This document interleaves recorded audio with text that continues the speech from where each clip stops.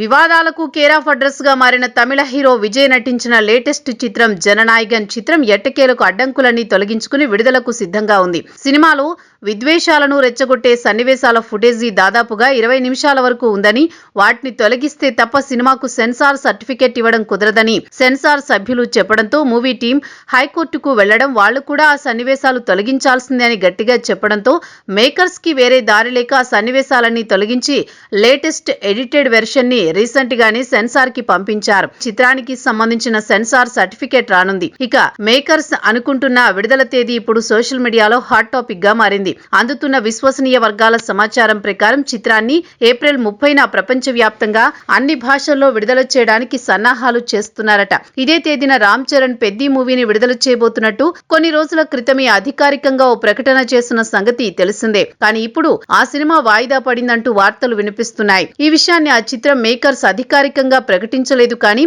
ఇండస్ట్రీలో ముఖ్యులకి విషయాన్ని ఇప్పటికే తెలియజేశారు. అందుకే కేవీఎన్ సంస్థ జననాయగన్ చిత్రాన్ని ఏప్రిల్ 30న విడుదల చేయడానికి సన్నాహాలు చేస్తున్నట్లు టాక్. అధికారిక ప్రకటన కూడా వచ్చే అవకాశం ఉంది. తెలుగులో సూపర్ హిట్ గా నిలిచిన నందమూరి బాలకృష్ణ భగవంత్ కేసరికి రీమేక్ గా తెరకెక్కిన చిత్రం ఇది. ఇక్కడ విజయ్ కి కూతురు క్యారెక్టర్ లో మమితా బైజు నటించగా, హీరోయిన్ పాత్రలో పూజా హెగ్డే నటించింది. జనవరి 9న ఈ చిత్రాన్ని విడుదల చేయాలనుకున్నారు కాబట్టి థియేట్రికల్ ట్రైలర్ అప్పుడే విడుదల చేసేశారు. ఇప్పుడు విడుదల అవబోతోంది కాబట్టి సరికొత్త ట్రైలర్ విడుదల చేస్తారేమో అనే ఆశతో ఉన్నారు ఫ్యాన్స్.